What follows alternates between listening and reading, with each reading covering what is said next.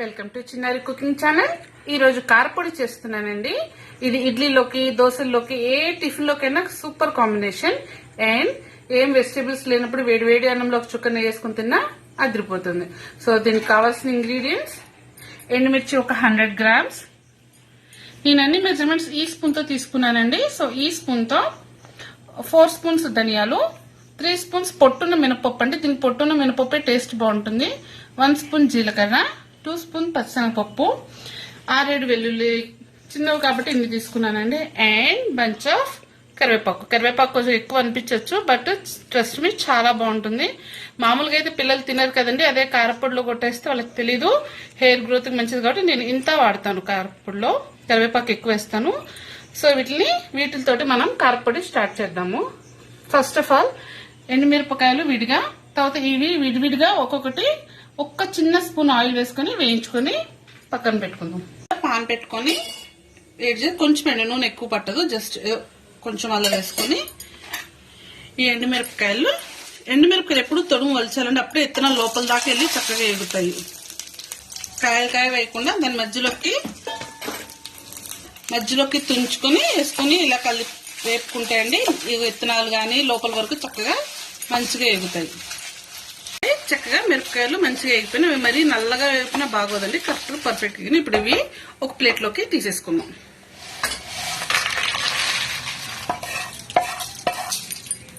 ఎండుమిరపకాయలు ప్లేట్లో తీసుకున్నాం కదండి. ఇప్పుడు ఈ దినుసులన్నీ కూడా వేసేసుకుని అదే కడాయిలో వేయించేసుకుందాం. ఇవి కూడా ఎర్రగా వేగాలండి, గింజలు లోపల వరకు ఎగితేనే టేస్ట్ వస్తుంది. సో ఎప్పుడు స్లో మంట మీద, సిమ్ మీద పెట్టుకొని వేయించుకోవాలి. దినుసులన్నీ కూడా చక్కగా వేగిపోయినాయి. ఇవి చల్లారి పెట్టుకుందాం. ఇప్పుడు ఇందులోనే కరివేపాకు వేసుకుని, ఇవి శుభ్రంగా కడిగి ఆరబెట్టుకున్న కరివేపాకు అండి. ఇవి కూడా మనం వేపుకుందాం. ఇదిగోండి కరివేపాకు కూడా వేసుకొని, కరివేపాకు ఇలా అంటే పొడైపోయేదాకా వేయించుకోవాలి. కొంచెం టైం పడుతుంది, ఇంకా చెమ్మంత ఇది అయ్యేదాకా టైం పడుతుందండి. మన కరివేపాకు కూడా ఇలా వేగిపోయినాయండి. ఇప్పుడు మనం మిక్సీ పట్టుకుందాం. ఫస్ట్ ఈ ఎండుమిర్చిని మిక్సీ జార్లో వేసుకొని మెత్తగా మిక్సీ పట్టుకుందాం. మిక్సీ జార్ తీసుకొని మిరపకాయలన్నీ జార్తో మిక్సీ వేసుకొని మెత్తగా మిక్సీ ఆడిద్దాం.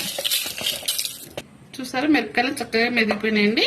ఇప్పుడు ఈ దినుసులన్నీ వేసుకుందాం. ధనియాలు, జీలకర్ర అవి వేసుకుందాం. ఇదిగోండి ఇప్పుడు ఆ ధనియాలు అవన్నీ వేసి ఒకసారి మిక్సీని గ్రైండ్ చేసుకుని వద్దాం. వేసిన తర్వాత మిక్సీ ఆడిన తర్వాత ఇట్లా ఉంది. ఇప్పుడు దీంట్లో మన కరివేపాకు కూడా వేసుకుందాం. కరివేపాకు మొత్తం ఒకసారి పట్టకపోతే కొంచెం కొంచెం వేసుకుందాం అండి. కారపొడి కూడా కరివేపాకు కూడా వేసాం కదా. ఇప్పుడు కారపొడికి సరిపడంత ఉప్పు వేస్తున్నా అండి. 2 స్పూన్స్ ఉప్పు సరిపోతుంది. ఉప్పు కూడా వేసుకున్నాక ఒక్కసారి గ్రైండ్ చేసుకుని వద్దాం. మొత్తం అంతా పొడిగొట్టాక చూసా కరివేపాకు ఎక్కువ వేయడం వల్ల మనకి ఈ కలర్ ఉంది, లేకపోతే రెడ్డిష్ ఉండేది. లాస్ట్ అండ్ ఫైనల్ గా వెల్లుల్లిపాయలు, ఇవి ఎంత ఎక్కువ వేసుకుంటే అంత టేస్ట్ బాగుంటుందండి. మొత్తం వేసుకొని మిక్సీ మెత్తగా పట్టుకోకూడదు, జస్ట్ ఒకసారి అలాగా పాస్ చేసి తీసేస్తే మనకు వెల్లుల్లిపాయ కారం రెడీ అయిపోతుంది. కారపొడి అయిపోయింది.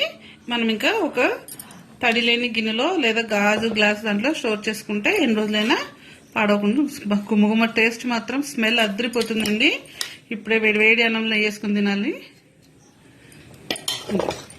చూడండి అయిపోయింది మన కారపొడి.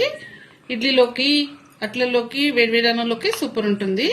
సో మీకు కనుక నా వీడియో నచ్చితే నా ఛానల్ని లైక్ చేయండి, నా ఛానల్ని సబ్స్క్రైబ్ చేయండి.